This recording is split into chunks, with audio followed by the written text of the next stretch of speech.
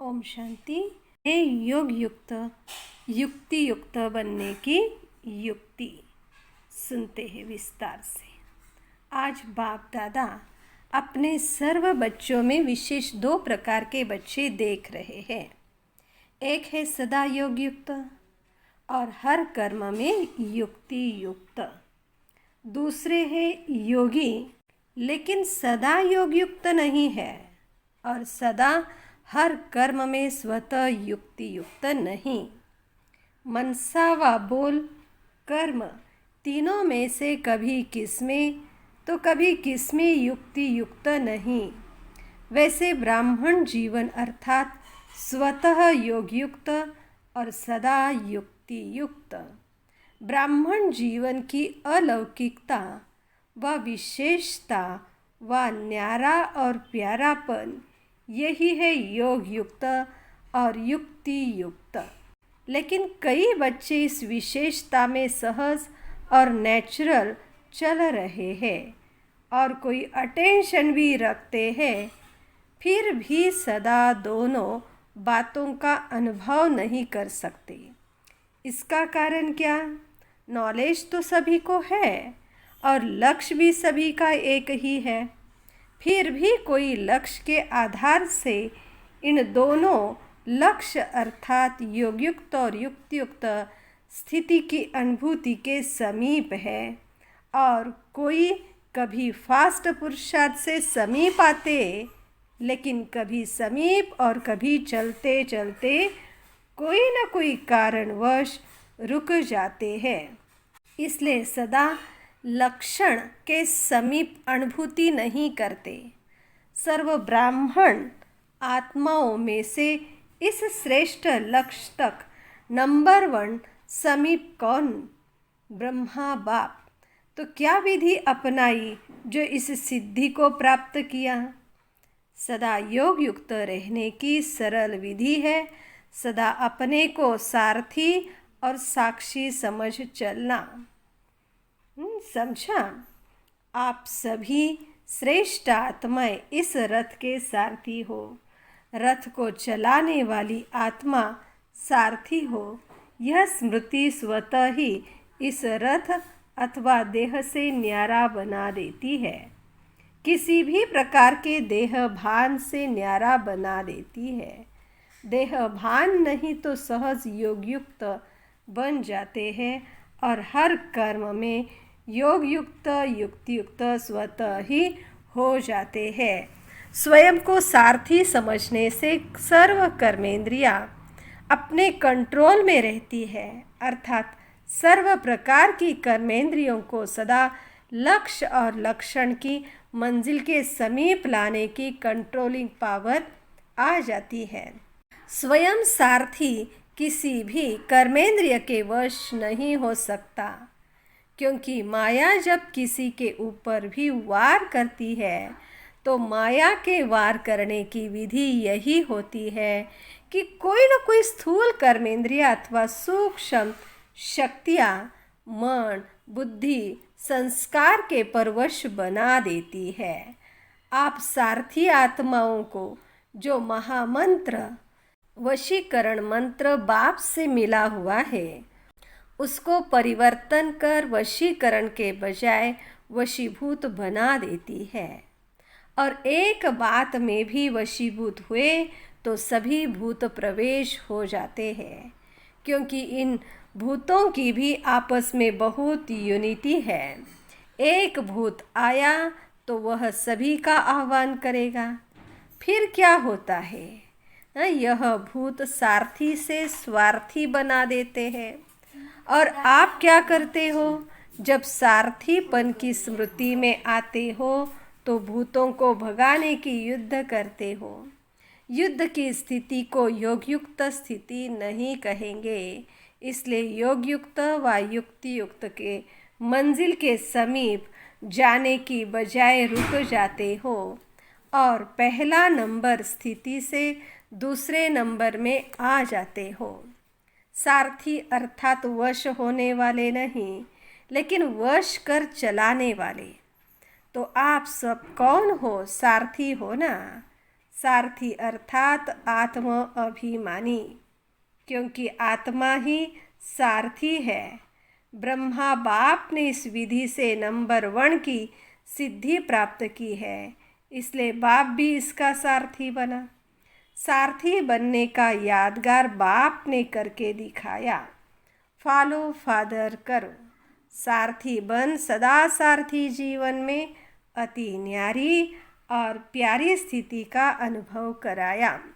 क्योंकि देह को अधीन कर बाप प्रवेश होते हैं, अर्थात सारथी बनते हैं, देह के अधीन नहीं बनते, इसलिए न्यारा और प्यारा है।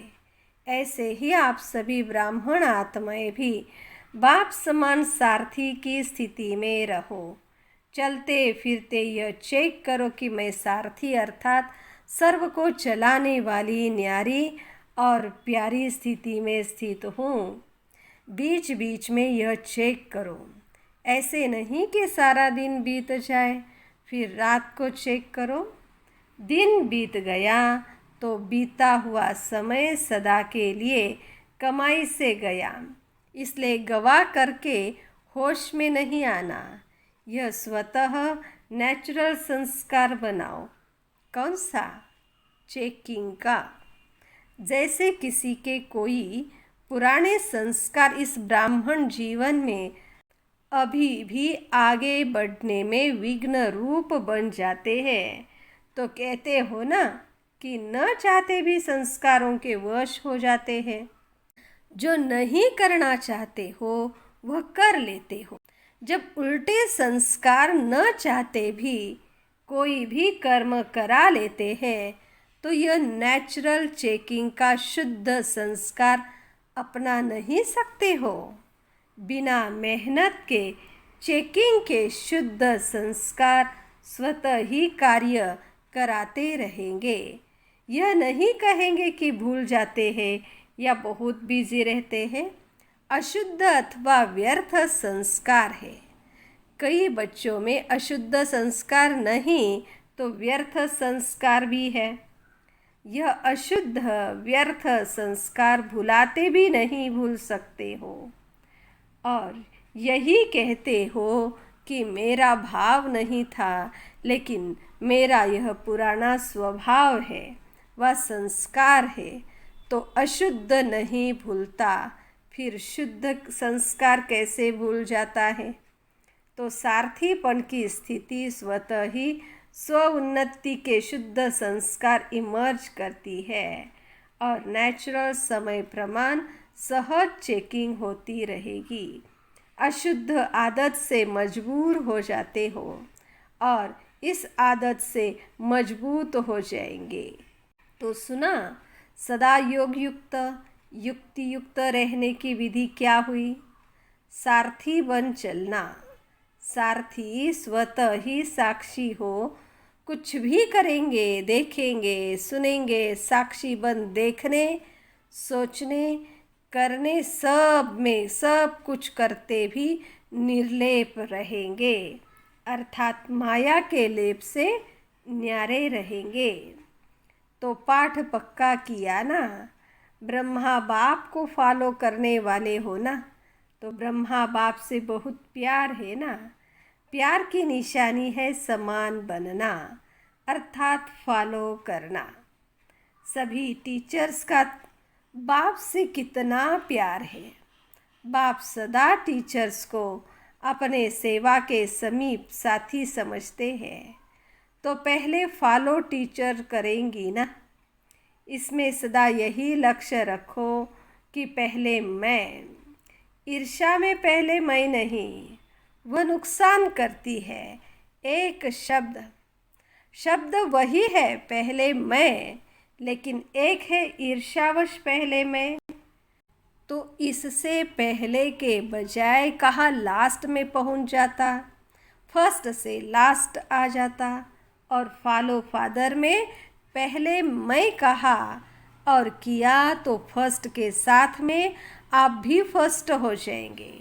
ब्रह्मा फर्स्ट है ना, तो सदा यह लक्ष्य रखो कि टीचर्स अर्थात फॉलो फादर और नंबर 1 फॉलो फादर।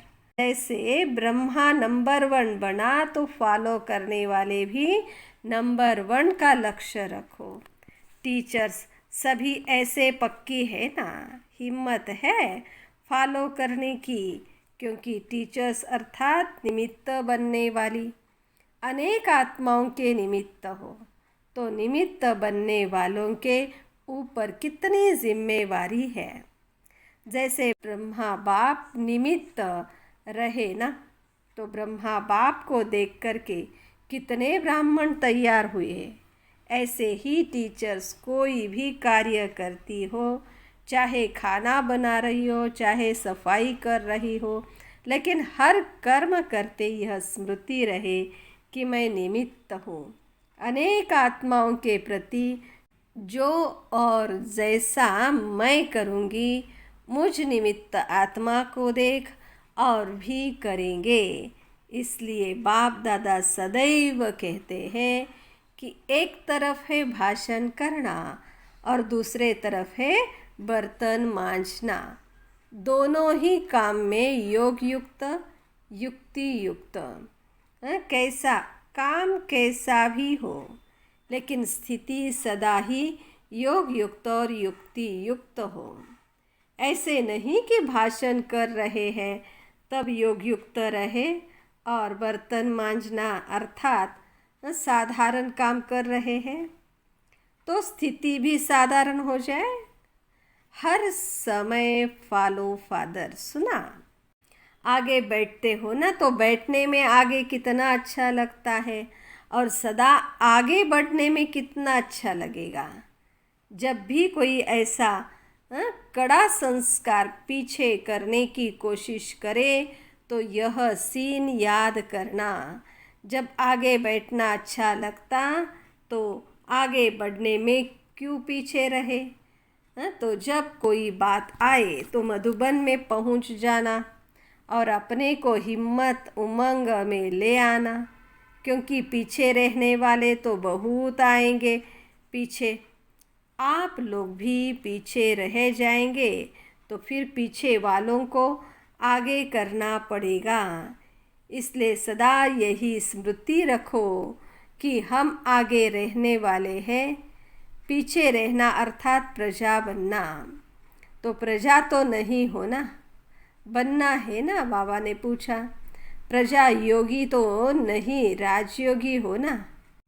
तो फॉलो फादर। अच्छा, फॉरेनर्स क्या करेंगे? फॉलो फादर करेंगे ना। कहाँ तक पहुँचेंगे? सभी फ्रंट में आएंगे? बाबा ने पूछा। जो भी आए हैं फॉलो फादर कर फास्ट और फर्स्ट आना। सदा यह नहीं सोचो कि फर्स्ट तो एक ही आएगा, लेकिन फर्स्ट ग्रेड तो बहुत होंगे ना। फर्स्ट नंबर में तो ब्रह्मा आएगा, लेकिन फर्स्ट ग्रेड में तो साथी ही रहेंगे। इसलिए फर्स्ट में आना। एक फर्स्ट नहीं होगा, फर्स्ट ग्रेड वाले तो बहुत होंगे। इसलिए यह नहीं सोचो कि पहला नंबर तो फाइनल हो गया, इसलिए सेकंड ही आएंगे। सेकंड ग्रेड में नहीं जाना। जो ओटे सो अव्वल अर्जुन, अव्वल नंबर माना अर्जुन। सबको फर्स्ट में आने का चांस है, सब आ सकते हैं। फर्स्ट ग्रेड बेहद है, कम नहीं है, तो सभी फर्स्ट में आएंगे ना। पक्का है ना? अच्छा, सदा ब्रह्मा बाप को फॉलो करने वाले, सदा स्वतः योग युक्त युक्ति युक्त रहने वाले, सदा सारथी बन कर्मेंद्रियों को श्रेष्ठ मार्ग पर चलाने वाले, सदा मंजिल के समीप रहने वाले, ऐसे सर्वश्रेष्ठ आत्माओं को बाप दादा का याद प्यार और नमस्ते। अव्यक्त बाप दादा के जोन वाइज उच्चारे हुए मधुर महावाक्य। इंदौर जोन बाप दादा की श्रेष्ठ मत ने श्रेष्ठ गति को प्राप्त करा लिया। ऐसा अनुभव करते हो ना। जैसी मति वैसी गति होती है। बाप की श्रेष्ठ मत है तो गति भी श्रेष्ठ होगी ना। कहते हैं कि अंत मते वैसी गते, यह क्यों गाया हुआ है? क्योंकि बाप चक्र के अंत में ही आकर श्रेष्ठ मत देता है। तो अंत समय पर श्रेष्ठ मत लेते हो और अनेक जन्म सद्गति को प्राप्त करते हो। इस समय बेहद की अंत मते सो गते श्रेष्ठ हो जाती है, तो इस समय का ही यादगार भक्ति में चला आता है। एक जन्म की श्रेष्ठ मत से कितने जन्म तक श्रेष्ठ गति प्राप्त करते हो। सब यादगार इस संगम युग के ही है। यादगार बच्चे यादगार क्यों बने हैं? क्योंकि इस समय याद में रहकर कर्म करते हो। हर कर्म का यादगार बन गया ना। आप अमृत वेले विधि पूर्वक उठते हो तो देखो आपके यादगार चित्रों में भी विधि पूर्वक उठाते हैं। कितना प्यार से उठाते हैं। है जड़ चित्र, लेकिन कितने दिल से स्नेह से उठाते हैं। उठाते भी है तो खिलाते भी है, सुलाते भी है, क्योंकि आप इस समय सब याद के विधि पूर्वक करते हो। खाना भी विधि पूर्वक खाते हो, भोग लगा कर खाते हो ना, या जैसे है वैसे ही खा लेते हो? ऐसे तो नहीं हो। किसी को खाना देना है, इसलिए जल्दी जल्दी भोग नहीं लगाया। अगर किसी को देना भी है, कोई मजबूरी है, तो भी पहले अलग हिस्सा जरूर निकालो। ऐसे नहीं कि किसी को खिलाकर पीछे भोग लगाओ। बाबा कहते विधि पूर्वक खाने से सिद्धि प्राप्त होती है, खुशी होती है, निरंतर याद सहज रहती है। तो अमृत वेले से लेकर रात तक जो भी कर्म करो, याद के विधि पूर्वक करो, तब हर कर्म की सिद्धि मिलेगी। सिद्धि अर्थात प्रत्यक्ष फल प्राप्त होता रहेगा। सबसे बड़े ते बड़ी सिद्धि है प्रत्यक्ष फल के रूप में अतीन्द्रिय सुख की अनुभूति होना। सदा सुख की लहरों में, खुशी की लहरों में लहराते रहेंगे। पहले प्रत्यक्ष फल मिलता है, फिर भविष्य फल मिलता है। तो इस समय का प्रत्यक्ष फल अनेक भविष्य जन्मों के फल से श्रेष्ठ है। अगर अभी प्रत्यक्ष फल नहीं खाया तो सारे कल्प में कभी भी प्रत्यक्ष फल नहीं मिलेगा। अभी अभी किया, अभी अभी मिला, इसको कहते हैं प्रत्यक्ष फल। तो सतयुग में भी जो फल मिलेगा वह इस जन्म का मिलेगा, दूसरे जन्म का नहीं। लेकिन यहाँ जो मिलता है वह प्रत्यक्ष फल अर्थात अभी अभी का फल है। तो प्रत्यक्ष फल से वंचित नहीं रहना, सदा फल खाते रहना। यह प्रत्यक्ष फल अच्छा लगता है ना। ऐसा भाग्य कभी सोचा था भगवान द्वारा फल मिलेगा? यह तो स्वप्न में भी नहीं था। तो जो बात ख्याल ख्वाब में नहीं हो और वह हो जाए तो कितनी खुशी होती है। आजकल की अल्पकाल की लॉटरी आती है तो भी कितनी खुशी होती है। और प्रत्यक्ष फल सो भविष्य फल हो जाता है तो नशा रहता है ना। कभी कम कभी ज़्यादा तो नहीं, सदा एक स्थिति में उड़ते चलो। सेकंड में उड़ना सीख गए हो ना, या ज़्यादा समय लगता है? संकल्प किया और पहुँचे, इतनी फास्ट गति है। अच्छा, इंदौर जोन वाले सभी संतुष्ट हो ना? बाबा ने सबको पूछा। माताएं सदा संतुष्ट हो कि कभी परिवार में भी लौकिक द्वारा असंतुष्ट तो नहीं होती? कभी तंग होती हो? कभी चंचल बच्चों से तंग होती हो? बाबा ने एक एक करके पूछा। तंग कभी नहीं होना। जितना आप तंग होंगे उतना वह ज़्यादा तंग करेंगे। इसलिए ट्रस्टी बनकर, सेवाधारी बनकर सेवा करो। मेरापन आता है तो तंग होते हो। मेरा बच्चा अर्थात ऐसे कर मेरा बच्चा और ऐसे करता है, तो जहाँ मेरापन होता है वहाँ तंग होते, और जहाँ तेरा तेरा आया तो तैरने लगते हैं। तो तैरने वाले हो, सदा तेरा माना स्वमान में रहना। मेरा मेरा कहना माना अभिमान आना। तेरा तेरा मानना माना स्वमान में रहना। तो सदा स्वमान में रहने वाले अर्थात तेरा मानने वाले, यही याद रखना। अच्छा, डबल फॉरेनर्स भी सिक्की लदे हैं, थोड़े हैं, कितनी खुशी रहती है, उसका वर्णन भी कर सकते हो? बाबा ने पूछा।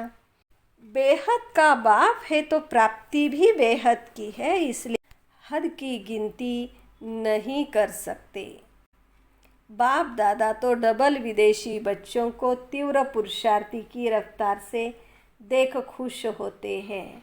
भारतवासी तो भारत की बातों को जानते हैं, लेकिन यह लोग न जानते भी इतने समीप तीव्र पुरुषार्थी बने तो कमाल की है ना। तो डबल लकी हो ना। और भारतवासियों को क्या नशा है कि हम ही हर कल्प में अविनाशी भारतवासी बनेंगे। तो यह नशा है ना, अविनाशी खंड भारत है। हर एक का अपना अपना नशा है। सभी को भारत में ही आना पड़ेगा ना। और आप बैठे ही भारत में हो। अच्छा, ओम शांति।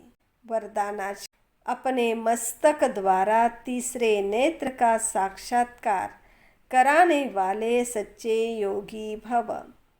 यादगार में योगी के मस्तक पर तीसरा नेत्र दिखाते हैं। आप योगी बच्चे भी अपने मस्तक द्वारा तीसरे नेत्र का साक्षात्कार कराने के लिए सदा बुद्धि द्वारा एक बाप के संग में रहो। एक बाप, दूसरे हम, तीसरा न कोई। जब ऐसी स्थिति होगी तब तीसरे नेत्र का साक्षात्कार होगा। अगर बुद्धि में कोई तीसरा भी आ गया ना, तो फिर तीसरा नेत्र बंद हो जाएगा। इसलिए सदैव तीसरा नेत्र खुला रहे। इसके लिए याद रखना कि तीसरा न कोई। स्लोगन: प्रश्नचित बनना अर्थात परेशान होना और परेशान करना। ओम शांति।